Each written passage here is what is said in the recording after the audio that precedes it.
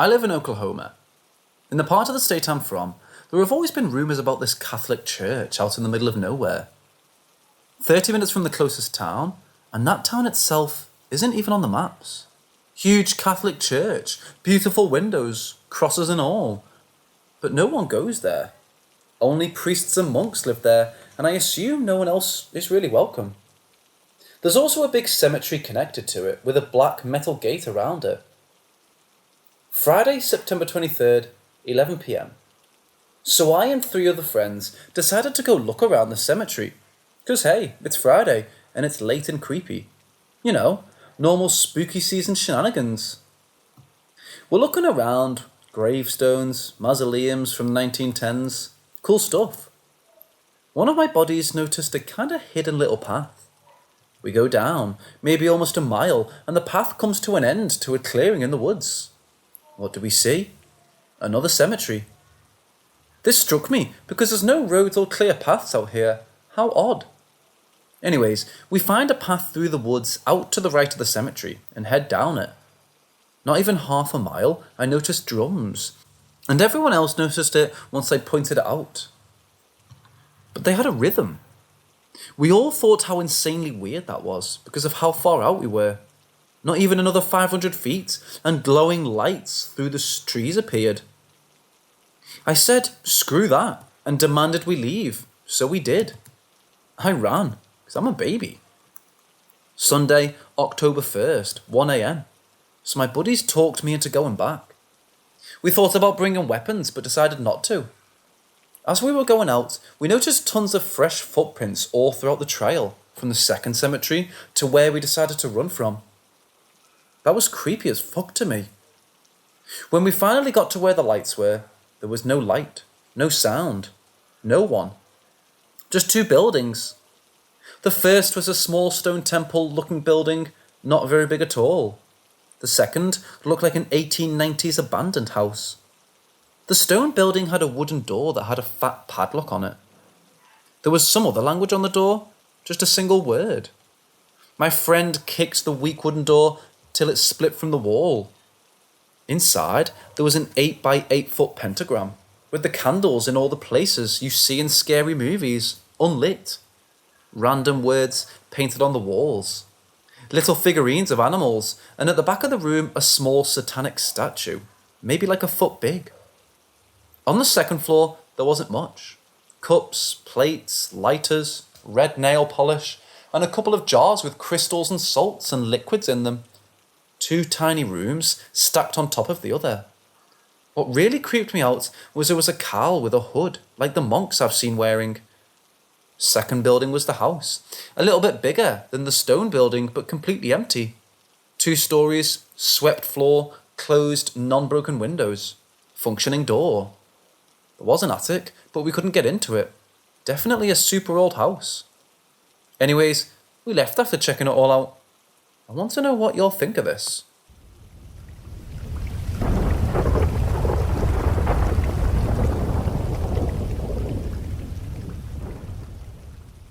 A day before Halloween, a co-worker asked me for a favour.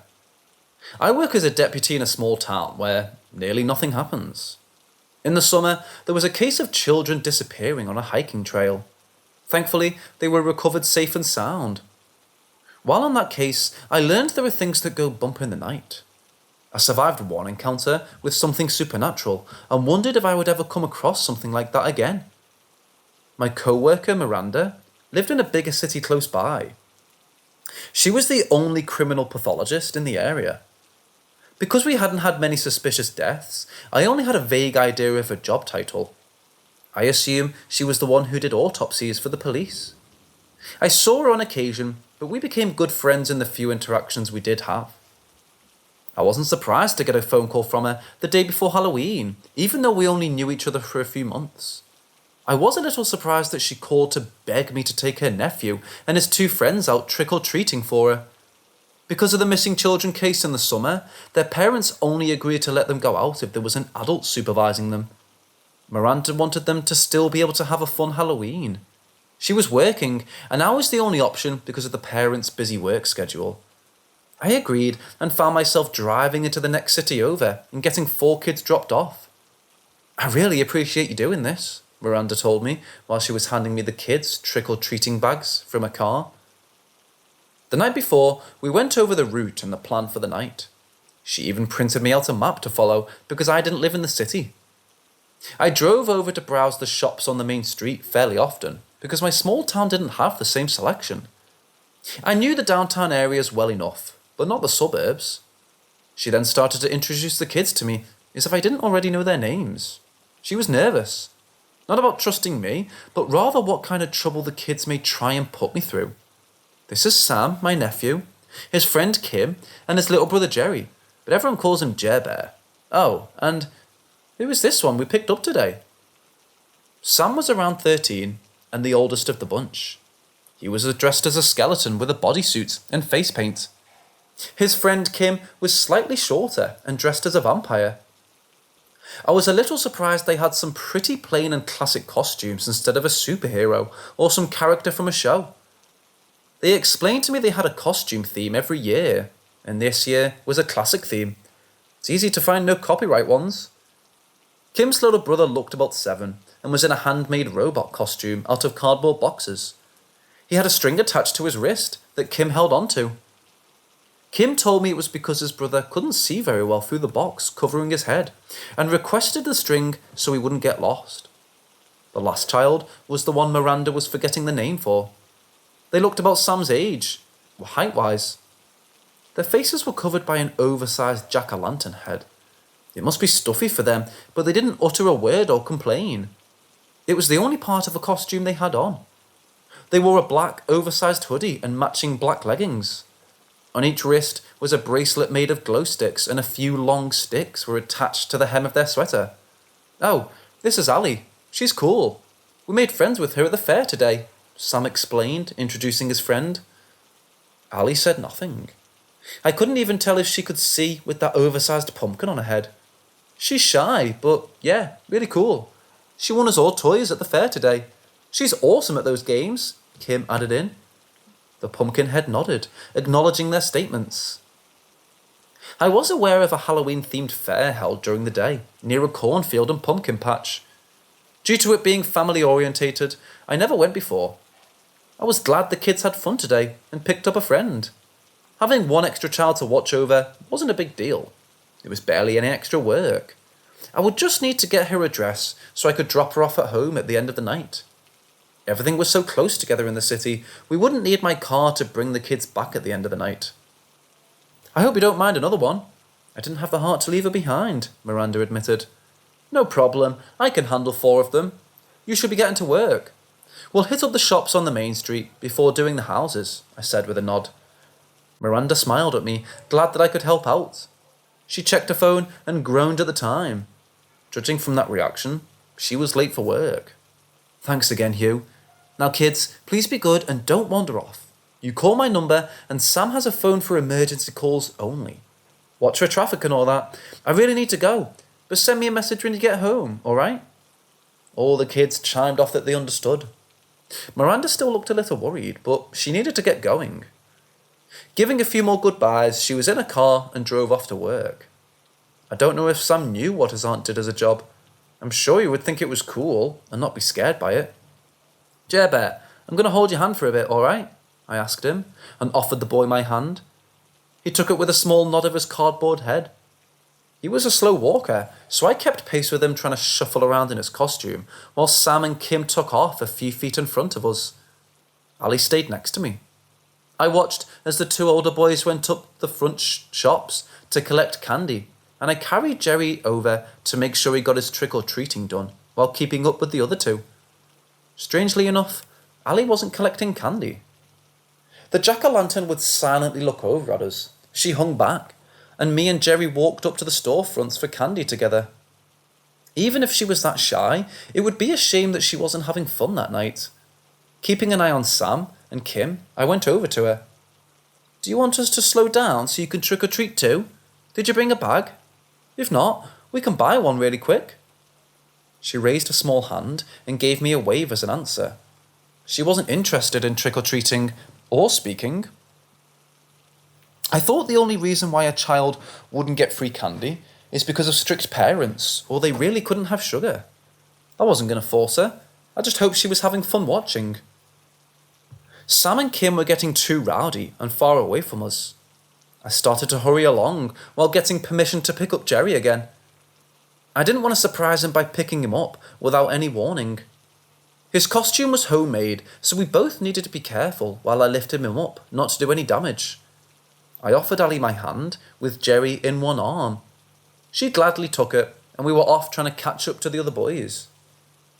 The main street was filled with little ghouls and goblins. I almost lost track of time. They both stopped and chatted with some friends long enough for me to find them again in the crowd. Being a full-grown adult in a swarm of children helped if you were looking for a certain set. "Is this your uncle?" one of the new kids asked when I walked over. I felt my face flush a little. I was already getting teased at work by just having Miranda's number. I didn't know how to react to getting the same thing from the little ones. "Nah, he's a cool dude though. My auntie's friend," Sam explained, and the other group of kids got it right away. I was glad that he considered me cool, but do kids nowadays still say cool dudes? I was way out of touch with the lingo. I was starting to think that they just said whatever came to mind. "Oh, we haven't said hi to Jerry yet," one of the new boys from the group chimed in. They all turned and looked over to me, still carrying Jerry. All of them at once gave a big "Hi, Jerry," as if this was a routine they always did. Jerry gave a shy hello back from under his cardboard box. These kids were all right.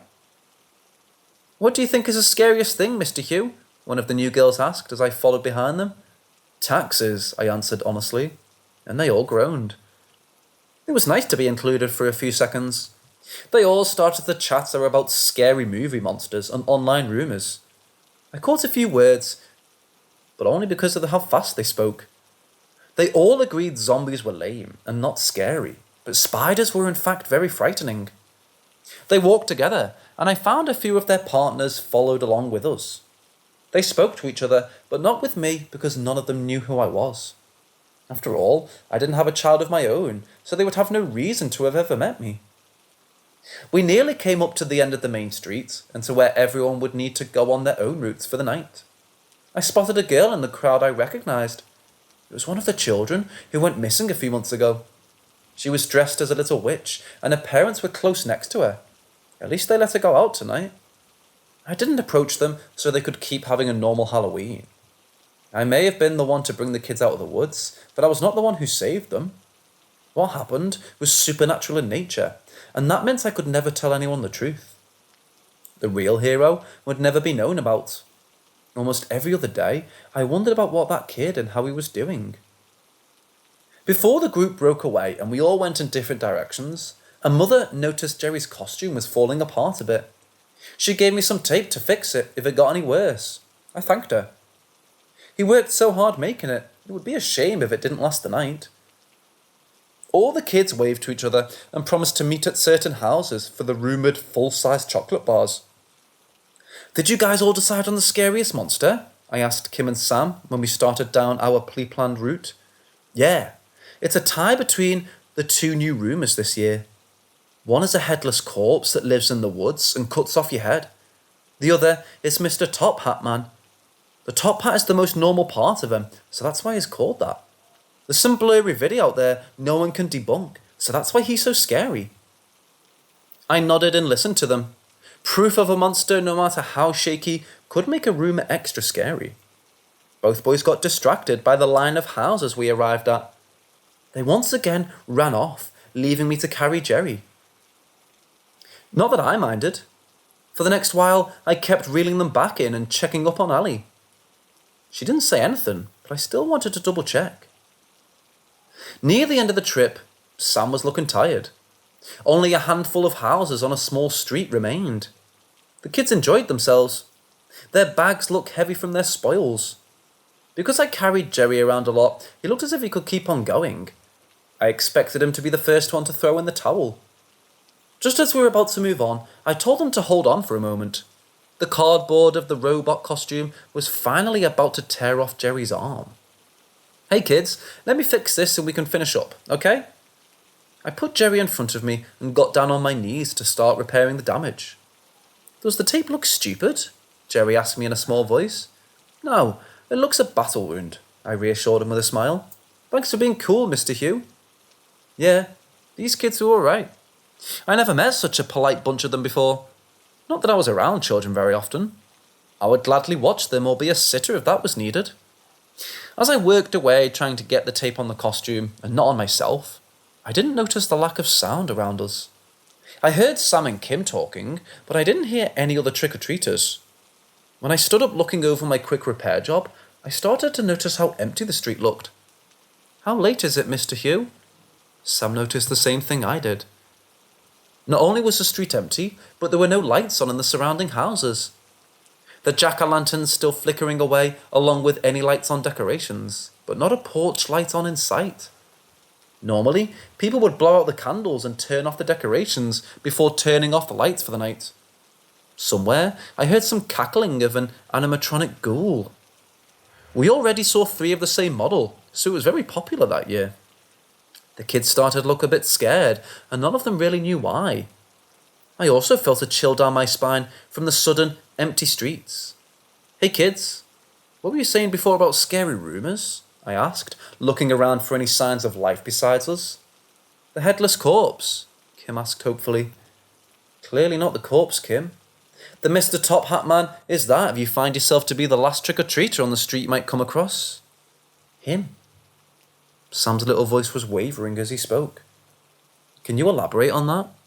What were all the details of how this works? I asked, thinking maybe we were all overreacting. First, all the lights will go out. You won't find any help in the houses.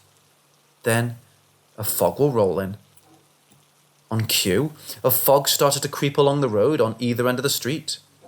Kim looked like he might faint. Sam stood in front of the ever-silent alley as if to protect her, and I picked up Jerry in case we needed to run, and his short legs couldn't keep up. Any normal and rational adult would have dismissed this. The lights are out, and there was some fog. So what? If I didn't see a creature a few months ago, I wouldn't believe in any supernatural nonsense. But I did, and I was scared to death for the kids I promised to look after. Then what? I encouraged them to keep telling us what was going to happen.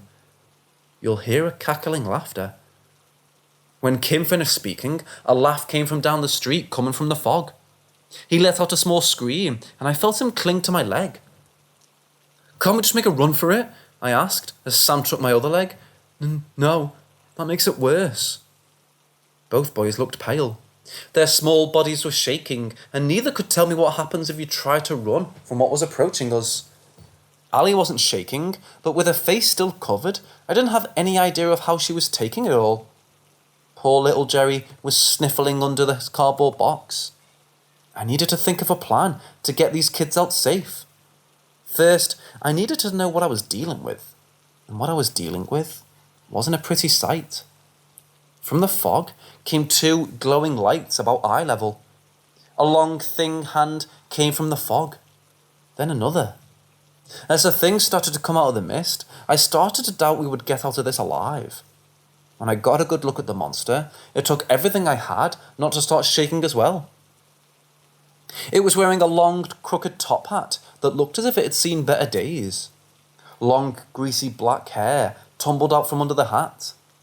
The hair all tangled together, the strands looking like spider legs sticking out at every angle. Glowing orange eyes locked on us. A slit of a mouth running up through its face from forehead to chin. It was hunched over on all fours. The limbs were so long and lanky, it only needed to take 3 steps to stop in front of us. Just 3 impossible strides, and it sat like a frog, looking down on our group. Its chest is an open rib cage with a glowing orange light inside the twisted and broken bones. All the kids were speechless. The thing reached out with a thin hand covered in rags of a glove. On the other hand was a burlap sack that squirmed as if it had countless rodents inside trying to get free. When it reached out a hand, it spoke in a low, rasping voice, similar to paper tearing. Trick or treat. I froze, looking at this monstrous thing. I gripped Jerry tightly as he gasped and silently sobbed. The monster looked down at us, expecting something, so I looked down at the boys, hoping for answers. What do we do? I asked in a very low whisper, hoping that it didn't upset the creature. You need to say it back. No, finish the rhyme. Smell my feet one. I stared at Sam in disbelief. That was it. We just needed to say that whole line and we would be spared. And exchange candy after. Are you trying to get us killed? Kim hissed angrily over how Sam forgot the important next step. The creature curled its fingers, looking like it was running out of patience with us. I was glad it waited for as long as it did. I never said the rhyme before, and I didn't know if being an adult who wasn't trick-or-treating was included. But I nodded at the boys, ready to do what we needed to stay alive. All right, we'll all say it together, okay? Jer, you too. With newfound determination in their eyes, they all lined up ready to speak. The creature almost looked like it smiled at us when it spoke again. Trick or treat? It asked in that awful voice. We all took a deep breath and squared up to face it. I'm sure they were all scared, but they shouted at me. Trick or treat, smell my feet, give me something good to eat. That was embarrassing. Even with the risk of being killed or worse, I couldn't stop my face from turning red. There was a long pause that made the air tense as the creatures looked down at us. Finally, it let out a long laugh that chilled my bones. It opened the sack with one hand. When it did, I heard faint screams and wet tearing sounds. It pulled out its hand a few seconds later. The sack fell silent when it closed. When it opened its hand, inside were small goodie bags. The black fabric was transparent and glittered. Inside the bag looked to be filled with candy skulls that shone similar to pearls. I set Jerry down so we could start going through his bag and find something for the exchange. Sam was the bravest and walked up first. He placed a few of his well-earned large chocolate bars in the creature's hand and took a bag. When he noticed Ali didn't have anything, he pulled a few small chip bags for her to go up for the exchange. Kim was about to go up when Jerry stopped him. Don't give him those Tootsie Rolls. Those are old people's candy. He'll eat you for sure. Jerry spoke up and stopped his brother. Kim reluctantly picked out some better candy for a sacrifice. Jerry gave me some suckers, so we walked up holding hands to get our goodie bags. When all the bags were given out, the monster closed its hand and placed the candy inside the sack. See you next year? I could have sworn the monster gave us a wink before it turned and went back into the fog from where it came. Once it was gone, the lights in the surrounding houses flickered back to life. I stood, looking over the terrified kids. They were scared, but still alive. That was fucking nuts, Sam squeaked out. Kim gave a nervous laugh, and I didn't scold Sam over his choice of words. He was right after all. None of them wanted to stay on the streets for any longer. Thankfully, they all lived pretty close by. Each of them nearly dragged their heavy pillowcases full of candy and looked dead tired from their ordeal. Kim and Jerry were dropped off first. We walked them right up to the front door and watched as they unlocked it. I was going to miss both of them. Hang on, let me text Miranda you got home safe, I told them. She's probably elbows deep in a dead guy and won't see it, Kim commented. So, the kids did know what a job was. Still, I need to make sure she sees that you got home fine. I snapped a quick photo of them at their door and sent it off. Both looked as if they weren't ready to leave yet, even after what they went through. Their parents would be home by now, so they wouldn't be alone. Thanks you for believing in us. Adults don't really listen, Kim said, looking a bit bashful. I smiled at him, knowing that was true. Adults tended not to think kids knew anything. These boys may have heard people telling them their whole lives they weren't right or just dismissing them altogether. Can you take us next year? Jerry asked in a small voice. I hope I can. Now get inside and tell your parents you had fun. With a few goodbyes, both the boys were finally home. Sam quickly walked back to the main street. I carried his candy bag for him because he looked so tired. While he walked, he looked at the glittering black bag of candy skulls clacking together. I doubted he would eat any of them, but they were pretty to look at. He lived in an apartment above a closed shop. I sent off another text saying he got home safe. He even opened a window and waved down at me when he got inside. I now only had the silent alley to take back home. She never gave me an address or even a full name. I offered a hand and she took it. We walked a few blocks. Some stores were still open and lights on. Finally, I broke the silence. Did you have fun tonight, Ali? The small figure froze at my question. The hand dropped from mine, and the jack-o'-lantern head turned slightly upwards towards me. Slowly, small hands came up to the plastic head and pulled it off. White wavy hair tumbled out from under it, sticking to the child's face due to how sweaty it must have been from the pumpkin for the entire night. A pair of red eyes looked over into mine. Was it obvious? Ellie asked, speaking for the first time that night. Ellie was a boy I'd met a few months back. Because of his gender-neutral features, it was easy for him to pass off as a girl. He was the real hero who saved a few children that went missing when we first met. His job title was something very impressive, and I was under the impression he was very strong. You're not wearing shoes, I pointed out. That was the first clue. The Ali name was so similar to his own that it was a pretty big giveaway. He lifted a foot and wiggled some toes, debating on if he was angry or not that his cover was blown. I was glad he decided not to be angry. He couldn't keep his real identity hidden. I thought someone like you would be busy on Halloween. Did you have time to hang out with us? Me and the law of physics have an understanding. I can be in two places at once, but not in the same place at the same time, Ellie explained. I didn't fully get it, but as long as it worked out for him. Did you want to dress up as something else? He didn't know what I was talking about for a few seconds, until he realised he had some cat whiskers and a nose from a face painting booth still on his face. He rubbed at it, embarrassed, but only smudged the paint. I needed to think of something when I heard your name. It was a last-minute costume idea. You never should have come across me a second time. My understanding of Ellie's job title was he watched over monsters and made sure they weren't breaking any rules. As far as I could tell, the creature we came across that night was very fair and patient. So I didn't know why Ellie was here checking up on it. Why are you here? I'm glad to see you all, but I don't think you really needed it. Ellie shuffled on his feet after my comment. He started to turn the plastic pumpkin head in his hands, thinking over his words. That creature is new. I made it last year and wanted to see how it was doing. You made it? Do you make all the monsters? I asked, not understanding anything about this world. No, I very rarely make creatures. This one was going to become real, and I wanted to control some aspects of it. Sometimes rumours can create facts. I sensed that happening and told my own version. I ensured it spread before something else did. Children do not understand consciences. They would have made an impossibly terrifying creature if left to their own devices. I knew what he was getting at. Instead of a creature with rules, they would feel the need to one-up the next person. Whatever monster a bunch of kids would make up in their own would become something impossible to survive. Ellie sensed that and created something kinder. Ellie went on, still spinning the empty pumpkin, but not meeting my eyes. Halloween has become somewhat dull. I felt as if there was a need to make something scary and yet fun. Children should be a little scared, and they should be able to enjoy it as well. I think those three did. He looked up at me with the smallest of smiles on his face, and I agreed with him.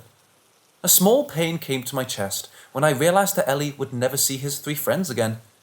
People weren't really mean to see him. I was lucky I came across him a second time. I dearly wished he could enjoy himself, but his job prevented that. I looked up from him and noticed how empty the street was getting. We stopped in front of a cafe a few minutes before closing. Stay here for a second. He looked a bit confused but nodded. I ducked inside the cafe for a few minutes and brought the last few items I'd seen in the window. When I came back outside, I had my hands full and hidden behind my back. I got down to Ellie's level, hands still hidden. He clued into what was going on and a small flush came across his face. You need to say it. With some hesitation, he held out his empty pumpkin. In a small voice, he answered back, "Trick or treat." With a large smile plastered on my face, I placed 8 candy apples into his bucket. Ellie was also smiling. He looked down at his treats, and I was positive this was the first time he was able to go trick-or-treating. I swear if I knew how, I would have adopted that supernatural child right then and there. "Can I bring you home?" I asked, and he shook his head. "There's a bus stop a few blocks down the road. You should stay away from the stop, though. The bus I'm taking does not like humans." I stood up and held out my hand again. He took it without a second thought. He walked the short distance in silence. When I could see the bus stopper from across the street, I paused and Ellie slipped his hand out of mine. "Take care of yourself, all right?" I told him, unsure of what else to tell him. He gave me a comfortable smile, looking as if he was saying such a thing was a silly thought. He was stronger than any monster out there, but he was still a kid who got excited over candy apples. I stayed to watch him cross the empty road and sit in the lit stop. He sat on the bench, pumpkin in his lap. His feet swaying, he already picked up an apple and started to eat it before I forced myself to leave. He didn't need me around to watch him, even though I wanted to. I thought back to that night, and I know Ellie was right. Sometimes it's fun getting a little scared on Halloween.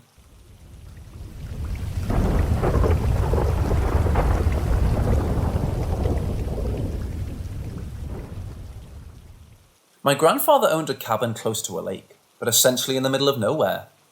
A bit of a walk to a town, and the cell reception was nearly non-existent. He took a bad fall and broke his hip near the start of the summer. The entire small town nearby heard about it. Everyone was aware he would be in the hospital for a while, and he didn't want the teenagers getting any ideas about breaking into his place, or using his land as somewhere to party while he was gone. Somehow, I was the most trustworthy out of all of his grandchildren. The cabin didn't have the best internet connection, but I still took up on his offer to house sit until he literally got back on his feet. I've never been the type for camping or any outdoor activities. The cabin nearly changed my mind on that. The air was clean, and it was quiet. I never knew how much background noise I'd adjusted to while living in the city until I was gone. I spent the first day cleaning and taking a trip into town to keep my food stocked up. My grandfather seemed to be falling behind with chores before he went to the hospital. It was clear he may need to live at an assisted living home soon. He would hate it, but I didn't want him to die alone in his cabin. Maybe I would stay here longer with him when he came back, if he would have me. I was between jobs and had spare time. By the end of the day, I was exhausted from washing every surface of the thick layers of dust. I even washed all the blankets, fearing what kind of insects decided to overtake them, while my grandfather neglected the washing. Because I was so tired, I only barely woke up when I thought I heard something coming from the woods. Sounds of cars driving down the dirt road that led to hiking trails further into the woods. The road was near the cabin, but so few cars passed by, it wasn't an issue. I chalked it up to phantom noises. I was used to hearing cars at night, so my brain filled in the blanks, and didn't even question the fact that night I heard more cars going down that road than have gone down it in months. The next morning, I ate a small breakfast of toast and headed out for a short walk. A friend of mine was an artist of some sort. Before I left, he begged me to take as many photos of the woods as possible for reference photos he could use for an upcoming project. If I didn't get on it right away, I would forget. Yawning, I stayed within sight of the cabin, not to get lost. When I came across the dirt road, I paused, staring at all the tracks in the dusty road. My mind went back to all those cars I heard that night. I looked up and down the road, trying to think of any reason why so many cars would pass through. A lost person, maybe? I was about to dismiss them as old tracks, and my mind was playing tricks on me when I saw an SUV somewhat hidden down the road. It was parked off to the side. A car that looked like those FBI SUVs I saw on TV. I couldn't help myself. I started to walk towards the SUV, curious. Someone might have gotten a flat or run out of gas. I wasn't snooping, I was helping. Getting closer, I started to feel off about the entire thing. The SUV was clean as a whistle. I looked so out of place being in the woods. I raised my camera to get a shot of it when I was a few feet away. The license plate had no hint of what state the SUV came from. Only the numbers 202. This was totally weird. I snagged a quick photo, feeling a little bit guilty for some reason. This would make a great story when my grandfather came back. The idea came to me. If this was a government-issued vehicle or part of law enforcement, then maybe all those cars last night were cop cars.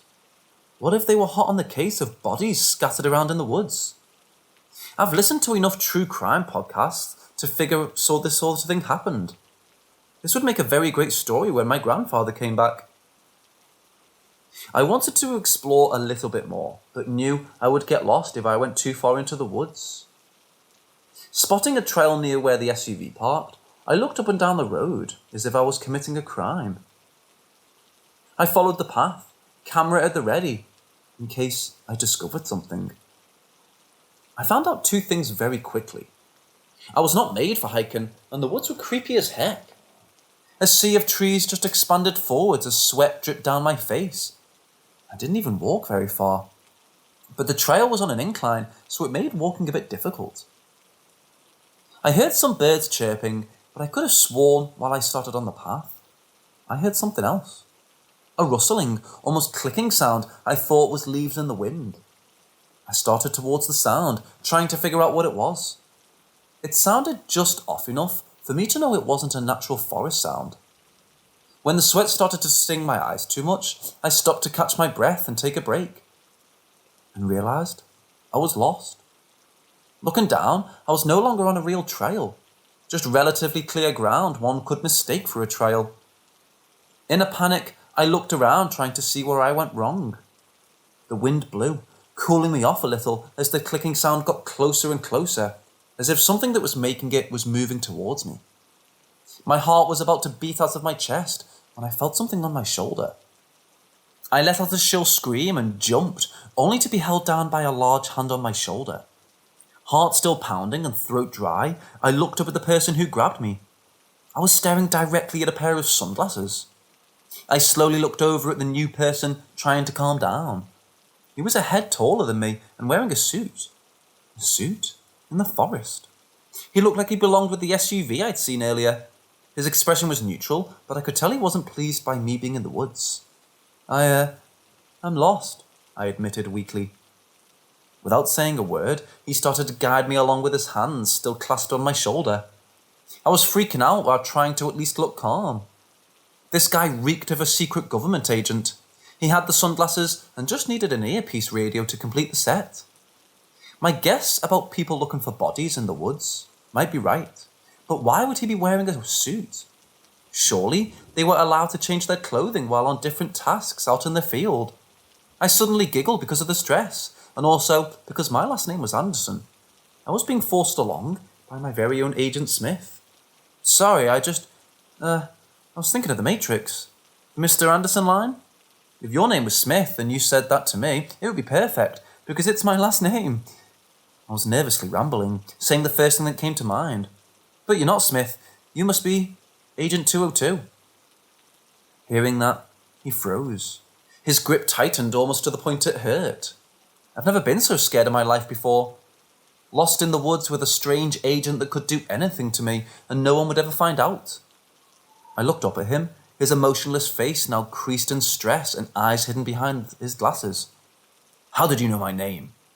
He asked, and I was taken aback by how calm and soft his voice was. I was expecting some gruff military type. Your car, I sputtered, not being able to finish my thought. It was really just a guess his code would name match the SUV was labelled. His face eased up, and I felt his grip on my shoulder relax. In fact, he almost looked embarrassed. Stay out of the woods for a few days, he warned, trying his best to sound stern. We didn't talk the rest of the way back. When we got back on the path, he still kept a hand on my shoulder, as if I was a child ready to bolt at any second. He might just want to be very sure I wasn't going to get lost again. When we got out of the woods and on the road, he finally released me from his grasp. My heart was pounding the entire time.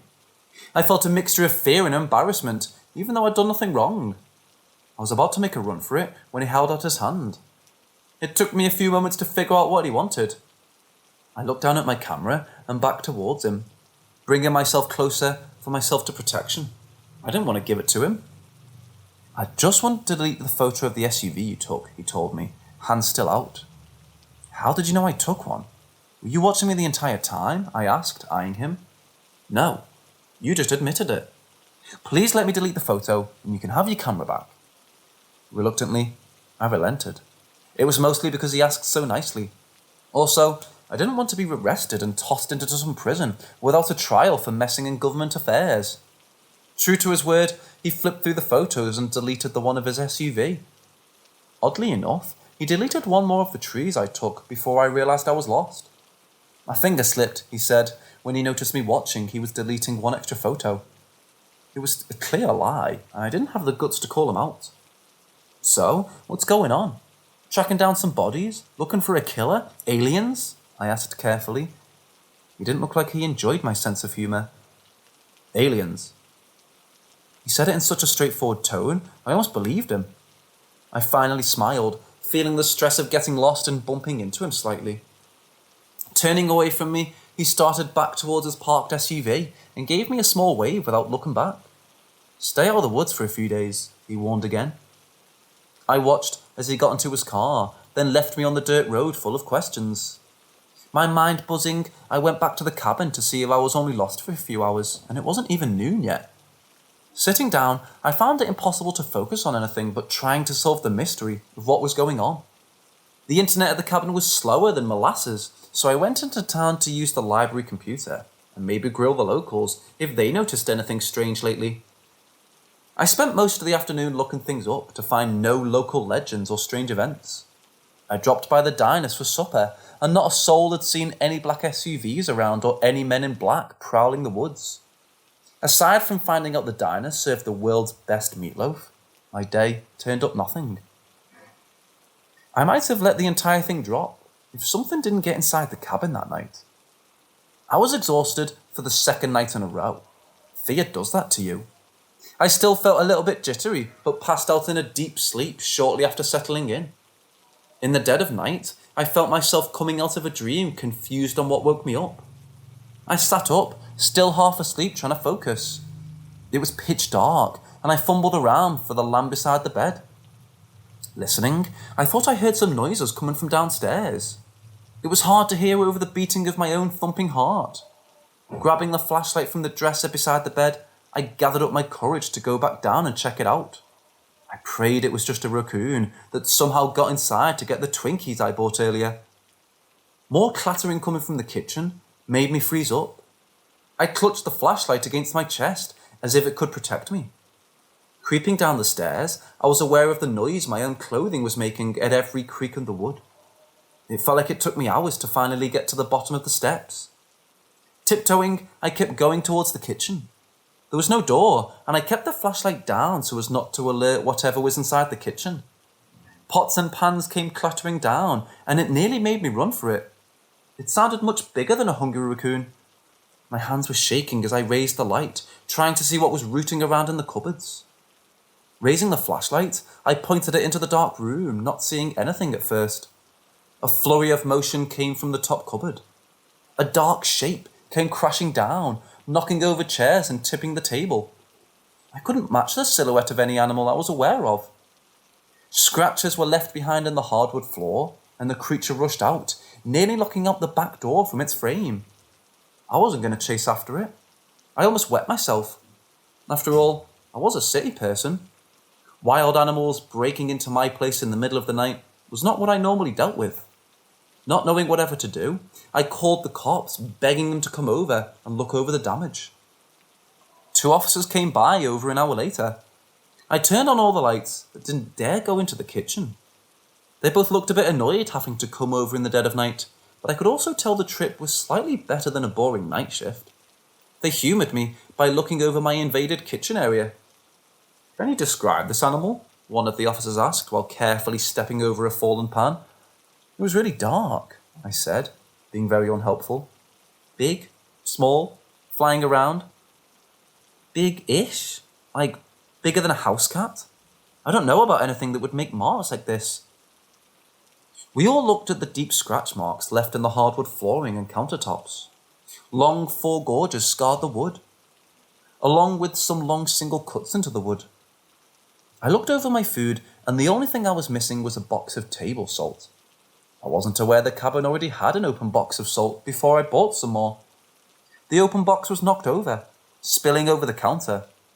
The stolen box was punctured by whatever took it and left a trail of salt behind. Aside from minor damage, it didn't look all that serious. I almost felt embarrassed calling them. Almost. "How do you think it got inside?" I asked, looking at the still open back door. "Raccoons have hands," the younger cop commented. We all stood in silence for a while until all three of us burst out laughing. The mental image of a raccoon breaking into and opening the back door was just too much for us. At least the cops weren't angry with the city guy calling them down in the middle of the night for nothing. You must have forgotten to lock your back door. These raccoons are smart around here. You should be thankful you don't need a rabies shot right now. I agreed with him. We fixed the back door the best we could for the moment, and one of them gave me a number of their brothers who would swing by and repair my door the next afternoon. We all decided a raccoon was the culprit, but none of us wanted to talk about how a raccoon could do so much damage to the door. I thanked them again for the help and sent them on their way, but I still didn't turn the lights off to sleep that night. I was pretty worn out from the exciting night. I took a nap before I called for the back door to be repaired. Didn't take very long considering. The repairman let me pay him in 2 6-packs, which is very fair. With my only chore of the day accomplished, I couldn't help myself. I followed the tracks of whatever animal left behind in the night of the tree line. I debated on what to do. I would easily get lost if I kept following the tracks inside the woods. The warning the agent gave still rang through my mind. A thought came to me, maybe he was still around. Yes. I did want to believe that a raccoon broke in to steal my salt, but on the off chance it wasn't a raccoon, I wanted to see if he would spill the beans on what exactly was going on in these woods. I didn't have any way of finding him though. Making up my mind, I figured just walking down the road wouldn't do any harm.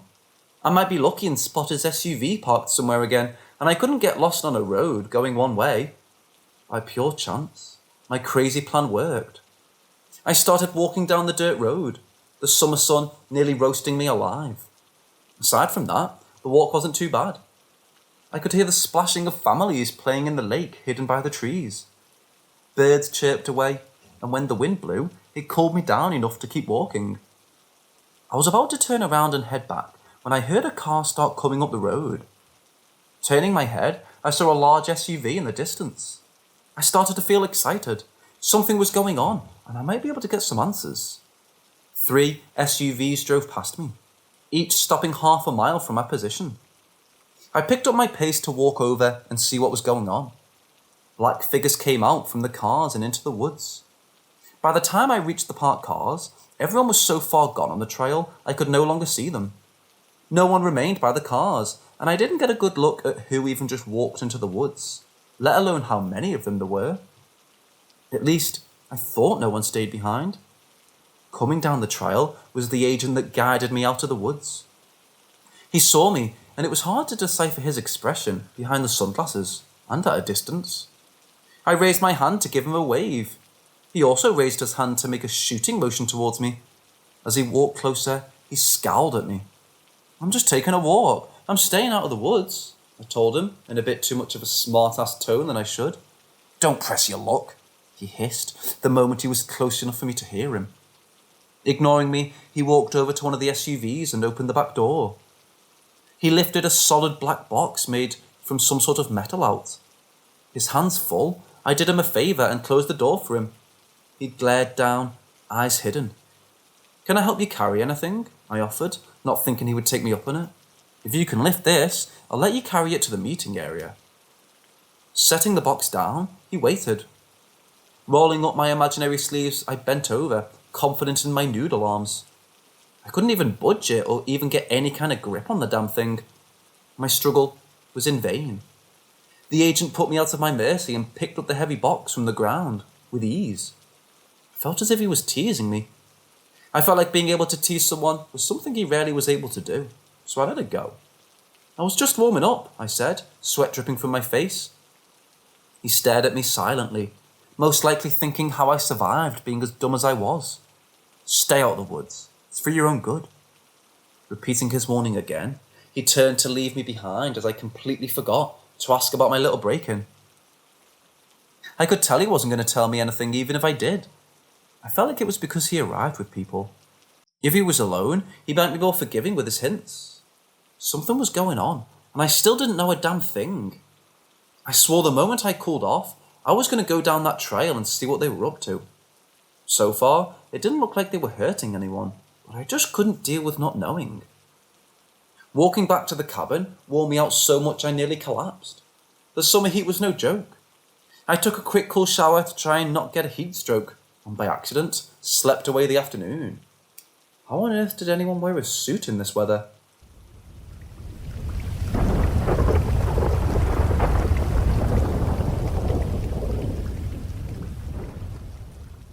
When I woke up, I sat up confused at what time it was.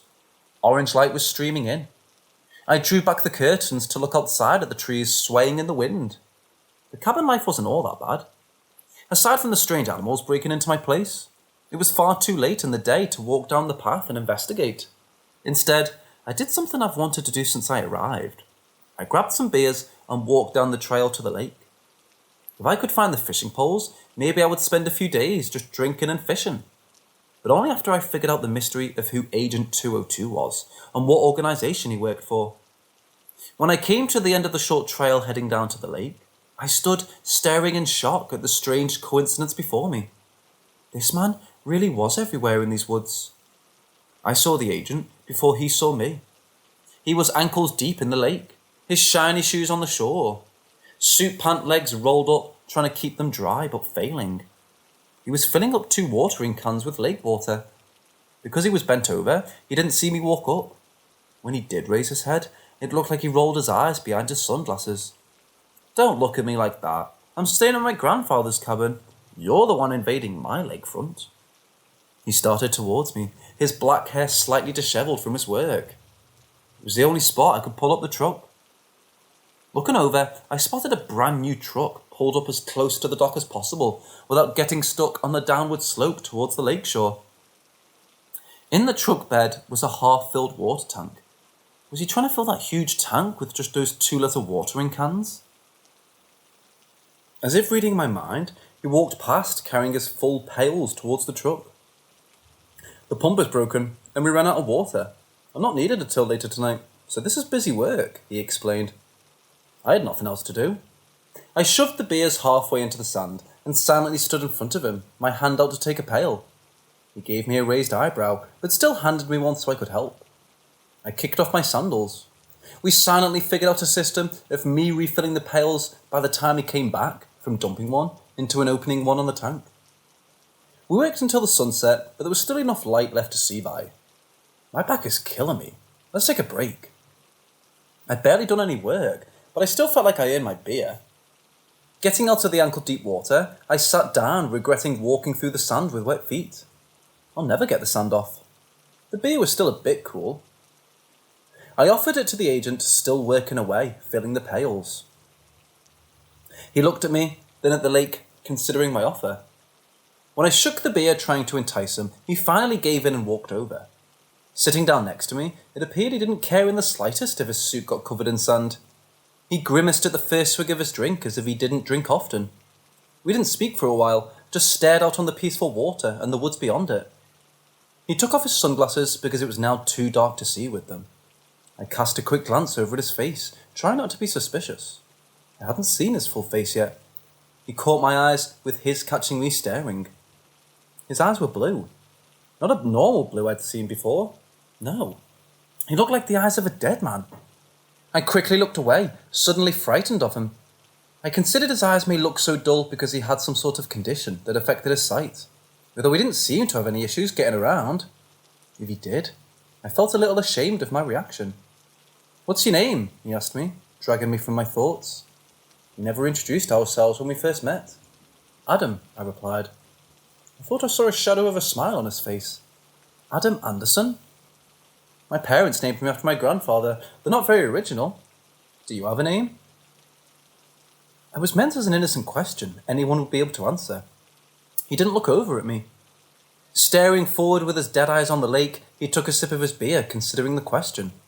The hesitation made me nervous. It meant he might really not have a name besides Agent 202. This was some really deep government-level stuff. Being raised without a name to do only one job? A feeling started to creep up my spine, as if I shouldn't know the very small amount of information I already did. From across the lake, lights started to flash in the woods. Bright ones, as if someone was testing out spotlights somewhere from inside the trees. "Is something bad going to happen?" I asked quietly. "No. Sacrifice is going to be made to keep the peace." I felt his cold eyes on me. I felt sweat starting to form at the base of my neck. That one statement carried so much weight. I knew if I asked him to say any more, he would refuse. I already knew far too much. A crackling static sound made him move his intense gaze from me and towards the truck. He walked over to it, and I forced myself to calm down a little. Reaching inside the open window, he pulled out a radio receiver to answer the call. I eavesdropped, not knowing that it was best for me. 202 here. A language I didn't know came through the static. The agent could understand what was being said and scowled. Damn it, of course he arrived early. Hans is such an ass. Alright, I'll be there. Keep him busy. With a small growl, he placed the radio back inside the truck and went around to get inside. I stood up collecting his half-finished beer along with my own. I had enough state of mind not to litter the lakefront. Adam. Hearing him say my name was a little strange. Leaning towards the truck, I gave him my attention. I keep saying this, but stay out of the woods. His odd eyes bore into mine until I could no longer hold his gaze. I looked away, but nodded, showing I understood. I just wished I knew what was going on, that's all. It's human nature to be curious, but what's happening is not meant for you to know, so please. He didn't need to repeat himself. Whatever was happening was well beyond me. He was looking out for me by making sure I was going to stay away from the truth. And I fully planned on letting it drop. As far as I could tell at that moment, there was nothing I could do. I watched as he pulled the truck out and away down the road, feeling a little bitter. I might not ever fully know what he was warning me away from.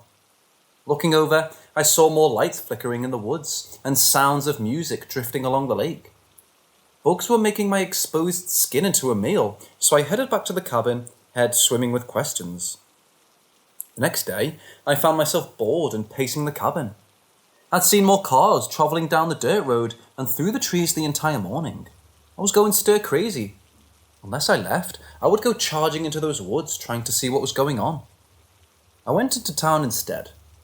Unsure of how long I was going to be around for, I decided on signing up for a library card. Taking out books and movies should keep away my boredom long enough to keep me out of trouble. I went through the process and was looking through their meagre movie selection when I heard a voice call my name. Adam, is that you? I turned towards the voice to see a man around my grandfather's age. He looked confused for a moment before his face cleared. You must be his grandson. Christ, you look just like him when he was your age. I thought I was losing my marbles. I smiled at him, realising he was a friend of my grandfather's. I abandoned the movie search and went over to him to introduce myself, even though it wasn't needed. I'd always known I was named after my grandfather, but I'd never once heard someone call him Adam before. He went by his middle name of John, and that was what I knew him by. We shook hands, and I followed the man to a sitting area. My grandfather broke his hip, so I'm sitting in the cabin. I get pretty bored up there, I explained. It does get boring there. Nothing much happens in this town at all. I suppose that's why some people like living here so much. Well, I started debating on if I wanted to bring up the topic of the strangers in the woods. I've been seeing men in suits around. Is there like an FBI training camp around or something? A dark emotion flickered over the older man's face. I started to think I might have stepped on a landmine. He shook his head, trying to clear his thoughts and decide on his words. You and your grandfather are alike. Years ago, he talked about the same thing. Men in the woods around his cabin. And? I leaned forward, heart beating, waiting for the man to finish. I was excited I might get some answers and wondered why my grandfather never mentioned any of this before. He did the smart thing. He settled down with your grandmother and stopped looking into it. I couldn't help but let out a long sigh and leaned back in the oversized plush armchair. I was disappointed, and the older man chuckled at me. There was another reason why he stopped talking about it and carried on with your grandmother. Adam, your grandfather was the uptight suit-wearing kind of man.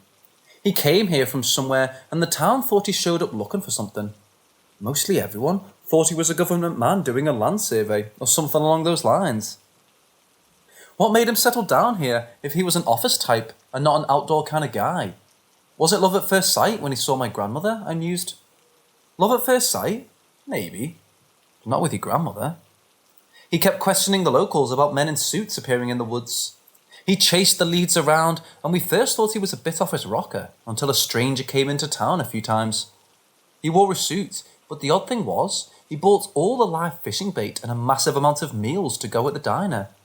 We all assumed Adam, your grandfather, was chasing after answers. But after a set of campers caught him and a man wearing the suit in a compromising position in the woods, we started to think otherwise. The man gave me a look over his glasses, and I knew what he was implying. I felt my face flush a little, and I knew my grandfather didn't want to talk about the men in the woods. My family most likely didn't know anything about this. It almost felt like I was invading my grandfather's privacy in some way. If he was like that, why would he get with my grandmother? He married her because he also loved her. Anyone could see that. I'm sure he was happy with her, however, his eyes still looked towards the woods in such a longing sort of way. It always hurts to see. I'm scared you're going down the same path. Ignore what's ever going on in the woods. It nearly ruined your grandfather, and the few locals that are aware of it pretend not to be. You'll promise me you'll stay out of it, right? I've seen one of those men wearing suits, but only once. Anyone with eyes like that isn't natural. He stopped speaking, drifting off deep in thought about a distant memory that still haunted him. I nodded once again, being warned off for my own good. All these warnings might keep me from going inside the woods, but I still wanted to go around asking questions.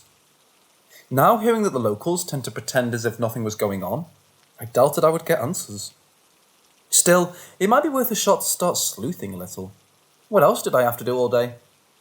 My grandfather's friend didn't look convinced that I would behave. He did his duty and couldn't do much more if I decided to keep meddling. I kept telling myself I would drop the matter, then little bits of information came up, luring me back in. We spoke for a little bit longer before he needed to excuse himself and be on his way. I picked out some books I deep down knew I wasn't going to read.